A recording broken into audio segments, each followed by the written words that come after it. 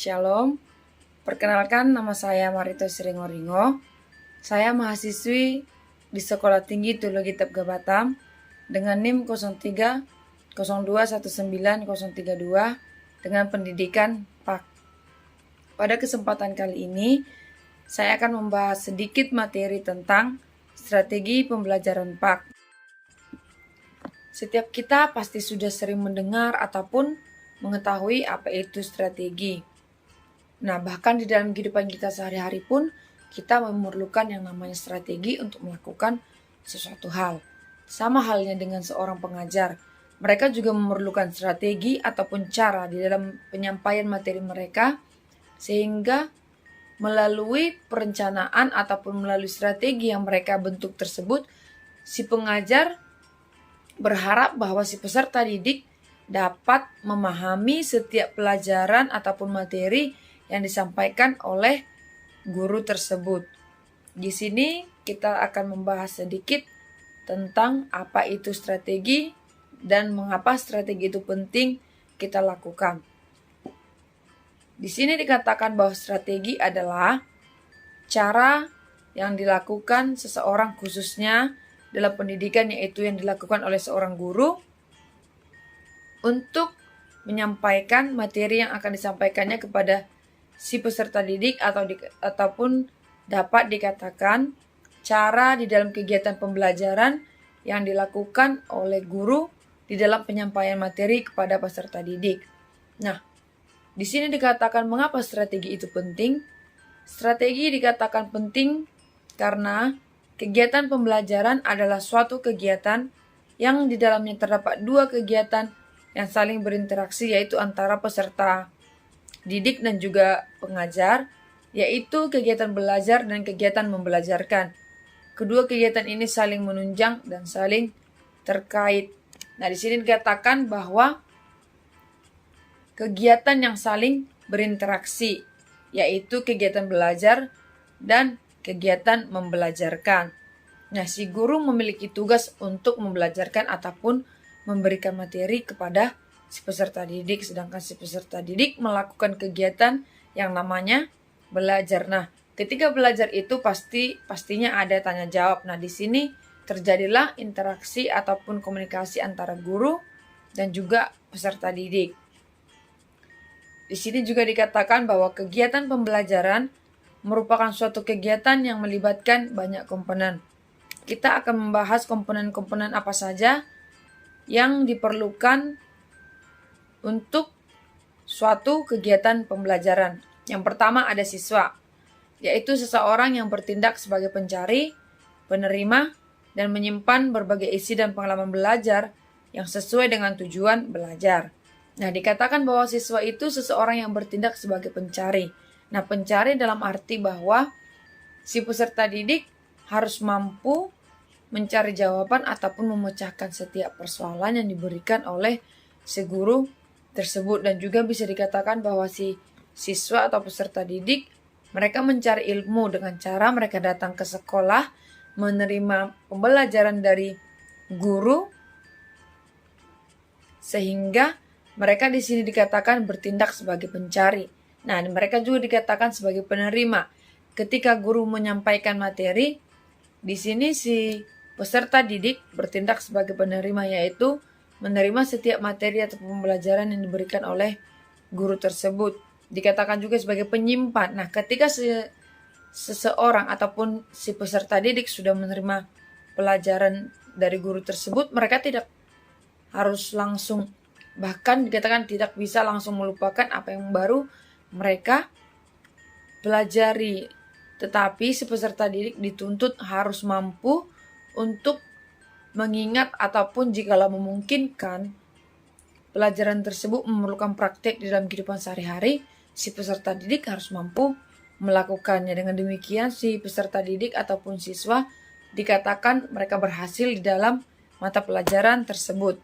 Nah, yang kedua dikatakan guru, yaitu seseorang yang berusaha mengkondisikan siswa untuk melaksanakan kegiatan belajar melalui pengelolaan kelas, siswa, dan sumber belajar. Dikatakan berusaha mengkondisikan siswa dalam arti si guru mampu menertibkan siswa, memberikan perintah ataupun seperti arahan supaya peserta didik mungkin mereka bisa duduk tenang, mereka duduk diam untuk bersiap menerima pelajaran yang akan disampaikan oleh guru tersebut, dan juga pengelolaan kelas di mana guru tersebut ketika menyampaikan materi yang akan disampaikannya tidak hanya menyampaikan seperti itu saja, tetapi ada cara ataupun strategi yang dilakukan oleh guru sehingga suasana di dalam kelas tersebut tidak membosankan, tetapi menjadi suasana yang hidup sehingga siswa lebih tertarik ataupun lebih bersemangat untuk mengikuti pelajaran yang akan disampaikan oleh guru tersebut. Nah, yang ketiga tadi juga dikatakan sumber belajar. Si guru bisa ataupun si pengajar bisa mempertanggungjawabkan setiap materi yang disampaikannya kepada si peserta didik. Nah, yang ketiga, tujuannya itu pernyataan tentang berbagai kemampuan yang harus dimiliki dan dikuasai oleh siswa setelah melakukan kegiatan belajar yang meliputi kemampuan bidang kognitif, afektif, dan psikomotorik. Nah, artinya si siswa setelah melakukan kegiatan belajar, mereka mampu untuk melakukan ataupun mereka mampu menguasai, mereka mampu mengulang ketika si guru memberikan mungkin soal ataupun pertanyaan yang sama. Si peserta didik juga dituntut mereka harus mampu untuk menjelaskan ataupun untuk menguasai materi yang baru disampaikan tersebut. Yang keempat yaitu isi pelajaran atau pengalaman belajar, yaitu semua informasi berupa fakta, konsep, prinsip, dan teori, serta berbagai kegiatan belajar yang akan membawa siswa dalam menguasai tujuan. Yang kelima, metode, yaitu cara yang digunakan oleh guru dalam mengkondisikan siswa belajar agar semua informasi dan kegiatan anak berlangsung dengan efisien dan efektif. Metode juga bisa dikatakan sebagai cara-cara ataupun langkah-langkah yang dilakukan si guru di dalam menyampaikan mata pelajarannya tersebut. Yang keenam, media dan sumber belajar, yaitu semua hal yang dapat digunakan oleh siswa untuk mendapatkan informasi yang diperlukan dalam mencapai tujuan. Media ini bisa berupa buku, bisa berupa internet juga, bisa berupa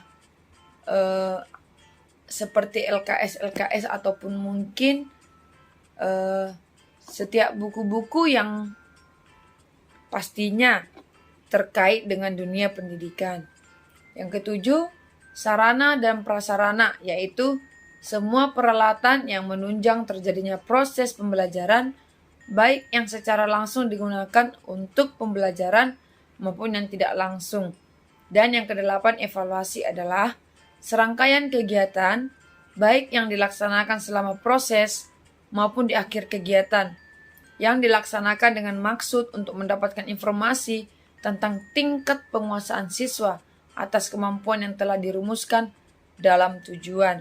Nah, evaluasi ini penting bagi kita semua ataupun penting bagi siswa yang harus dilakukan oleh guru, yaitu di mana evaluasi tersebut bertujuan untuk mengukur sejauh mana si peserta didik memahami ataupun menguasai materi yang diajarkan oleh guru tersebut. Nah, sehingga dari sini si guru bisa melihat bagaimana si perkembangan anak di dalam mengikuti kegiatan pembelajarannya. Evaluasi ini juga dilakukan tidak untuk melihat siapa yang pintar ataupun siapa yang bodoh, bukan, tetapi setiap guru pasti menginginkan setiap anak didiknya berhasil di dalam setiap mata pelajaran yang disampaikannya. Nah, makanya evaluasi ini penting dilakukan ketika sedang berlangsungnya pembelajaran ataupun setelah selesai pembelajaran dilakukan. Nah, di sini juga kita akan membahas sedikit tentang pengajaran. Pengajaran adalah suatu proses komunikasi yang terjadi satu arah atau one way communication yaitu komunikasi dari guru kepada siswa.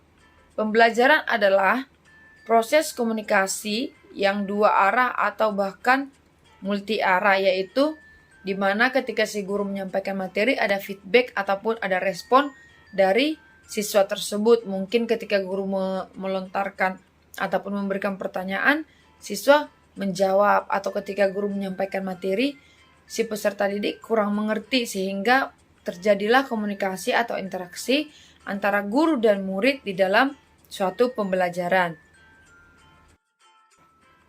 Selanjutnya kita juga akan membahas sedikit tentang pembelajaran dari behavioristik ke konstruktivistik. Behavioristik adalah salah satu aliran psikologi yang mengkaji masalah belajar melalui penelitian ilmiah.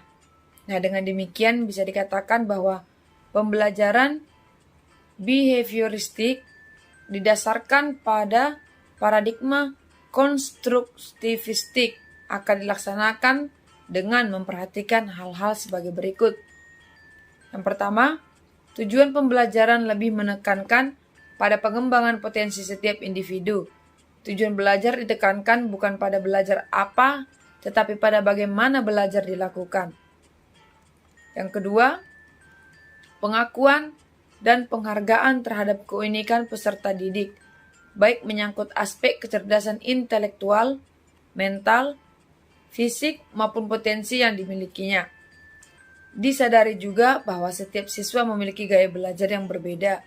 Oleh karena itu, tugas guru adalah sebagai fasilitator agar setiap potensi yang dimiliki siswa dapat berkembang secara optimal dengan cara dan gaya belajarnya sendiri. Yang ketiga, proses pembelajaran harus dipusatkan pada siswa dan keberhasilannya haruslah menjadi tanggung jawab siswa sendiri. Dengan demikian, para guru harus mengurangi dominasinya di dalam kelas. Guru harus memberi kesempatan yang seluas-luasnya kepada siswa untuk melakukan aktivitasnya secara mandiri.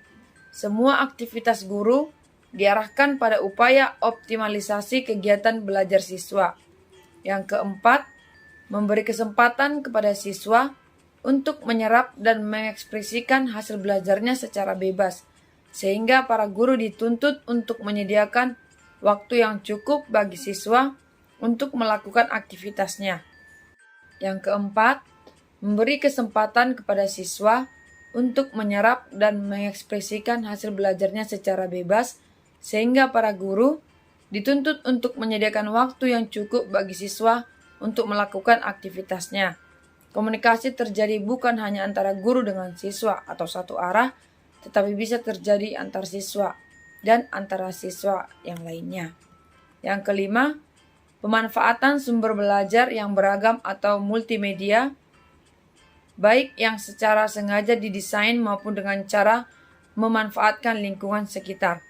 Guru hendaknya mendorong para siswa untuk memanfaatkan berbagai sumber belajar, baik yang ada di dalam lingkungan sekolah maupun di luar sekolah, seperti para guru, orang tua, para ahli, perpustakaan, lingkungan sosial, media massa, dan internet.